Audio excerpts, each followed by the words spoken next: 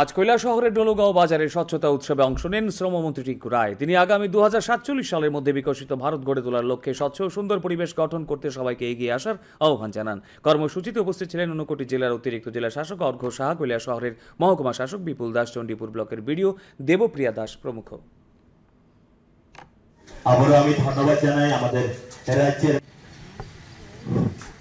উপস্থিত আমাদের মিডিয়ার প্রধানমন্ত্রী যে একটা বড় কার্যক্রম, এটা প্রধানমন্ত্রী নয়, আমাদের জাতির জনক মহাত্মা গান্ধীর স্বপ্ন ছিল যে আমরা স্বচ্ছ ভারত, নির্মল ভারত নির্মাণ, এটাকেই প্রধানমন্ত্রীজি এগিয়ে নিয়ে যাচ্ছেন। তিনি বলছেন যে বিকশিত ভারত নির্মাণ হবে, যে আমরা যদি স্বচ্ছ ভারত না তৈরি করতে পারি তাহলে বিকশিত ভারত অসম্পূর্ণ থেকে যাবে। একটা স্বচ্ছ গ্রাম যখন মানুষ জানবে যে আমাদের বীরচন্দ্রনগর গ্রাম একদম স্বচ্ছ ক্লিন গ্রাম, মানুষ দেখবে এখানে আসবে, ঘুরবে, বসবে আপনাদের এখানে, এবং সেইটাকে কেন্দ্র করে এখানকার মানুষের জীবন মান বদলাবে।